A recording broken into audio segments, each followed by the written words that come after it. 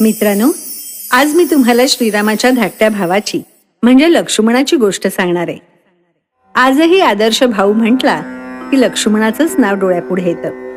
एकदा काय झालं, लक्ष्मण श्रीरामांच्या महालात गेला तेव्हा श्रीराम दोन्ही हातात डोकं गच्च धरून बसले होते.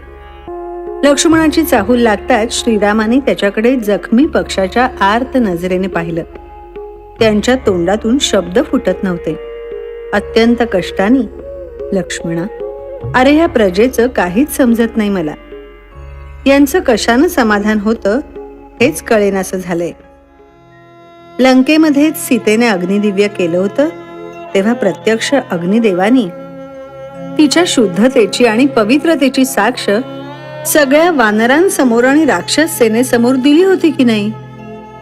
पण आज सुद्धा त्याच्यावर विश्वास न ठेवणारे लोक ह्या नगरीत असावेत हे बघून मन पिळवटून निघतं. बघ ना, तो धोबी मला मूर्ख ठरवतो आहे. वर्षभर शत्रूच्या घरात राहिलेल्या बायकोचा स्वीकार मी केला म्हणून. लक्ष्मणा, तूच सांग, सीतेच्या पावित्र्याची आणखी किती वेळा आणि कशी खात्री पटवून देऊ? दादा, तो कोण धोबी, त्याचं नाव आणि ठिकाण समजेल का मला? सांग ना. आत्ताच्या आत्ता मी जातो आणि त्याला बंदिवान करून आणतो आणि अशी शिक्षा करतो की त्याच्या 7 पिढ्या लक्षात ठेवतील. सीतामाईसारख्या साध्वीचा संशय घेतल्याचं काय फळ असतं हे प्रजेला सुद्धा एकदा कळू दे. नाही रे लक्ष्मणा, असा आतताईपणा करू नकोस. शिक्षा म्हणजे चौकशी आली आणि ह्या साऱ्या प्रकाराची जाहीर चर्चा सुद्धा. लक्ष्मणा, यामुळे जानकीला किती यातना सोसाव्या लागतील हे लक्षात घे. लक्ष्मणा, प्रजेचं हित याशिवाय मला दुसरं काही प्रिय नाही. प्रजेचं मन राखण्यासाठी, तिला संतोष देण्यासाठी मला आणि माझ्या आप्तांना कितीही कष्ट पडले तरी मला तमा नाही. हे बघ, माझा निश्चय झालाय. आता त्यात बदल शक्य नाही. तुला माझ्या प्राणांची शपथ आहे. तू फक्त मी सांगीन त्या आज्ञेचं पालन कर. बघ हं, याच्यावर जरा सुद्धा चर्चा करायची नाही. दादा, आज अशी शपथ का घालावीशी वाटली? लक्ष्मणानं विचारलं. आतापर्यंत माझ्या हातून मर्यादेचं उल्लंघन झालंय का? दादा, तुमचा माझ्यावर विश्वास राहिला नाही का? जर तुमचा माझ्यावर विश्वास राहिला नसेल तर लक्ष्मणाला स्वर्गात सुद्धा स्थान उरणार नाही. हे बघ लक्ष्मणा, असं बोलू नकोस. तू सतत माझ्यासोबत सावलीसारखा राहिलायस हे माहितीये मला. तुला लोक माझ्या शरीराबाहेरचा प्राण म्हणतात.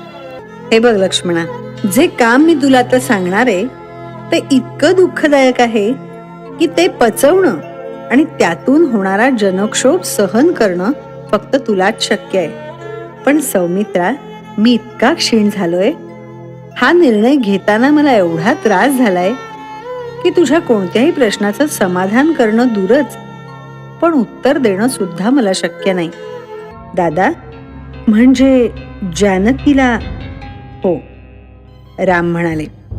दुर्दैवाने मला जानकीचा त्याग करावा लागत आहे. आमच्या नशिबात एकमेकांचा सहवास नाही. लक्ष्मणा, उद्या सकाळी माझा सुवर्ण रथ घेऊन तू जानकीला घेऊन निघ आणि गंगेच्या पलीकडे महर्षी वाल्मिकींच्या आश्रमाजवळ तिला सोडून परत ये. तिचं दुःख, तिचा संताप, मनस्ताप तूच सहन करायचायस. लक्ष्मणा, माझ्यासाठी तूच हे सारं सहन करू शकतोस. रामा, प्राणांची शपथ घालून माझं तोंड तू बंद केलंस. किती कठीण निर्णय घेतलास, तो सुद्धा एवढ्या तडकाफडकी. रामा, सीतेशिवाय जीवन तुला शक्य आहे का? लोकांचं मन राखण्यासाठी मला जानकीचा त्याग करावा लागला तरी तो मी करीन, ही तर माझी प्रतिज्ञा आहे. श्रीरामांच्या आज्ञेप्रमाणे हे कटू कर्तव्य लक्ष्मणाने मनावर दगड ठेवून पार पडलं. वाल्मिकी ऋषींच्या आश्रमाचा परिसर येईपर्यंत त्याने सीतेला कशाचीही जाणीव होऊ दिली नव्हती. अगदी शेवटच्या क्षणाला त्याने सत्यस्थिती सांगितली. सीतेचा सारा शोक, संताप त्याने जळत्या हृदयाने ऐकून घेतला आणि जननिंदा ऐकून घेण्यासाठी डोळ्यातले अश्रू सुद्धा न पुसता वेगानं रथ हाकत तो अयोध्येला परत निघाला. कथासार. लक्ष्मण म्हणजे श्रीरामांचा शरीराच्या बाहेर असलेला प्राण. त्याचे श्रीरामावर एवढे जीवापाड प्रेम होते की तो स्वतःसाठी विचार करीतच नसे. श्रीरामांचा त्याच्यावर अतोनात विश्वास होता.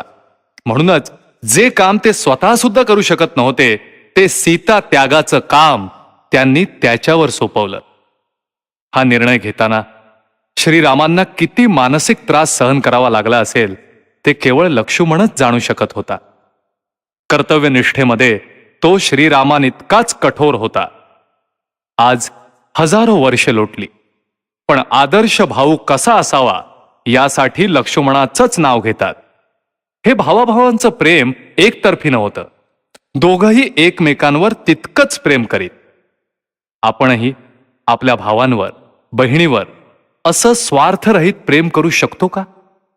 प्रयत्न करायला काहीच हरकत नाही, नाही का?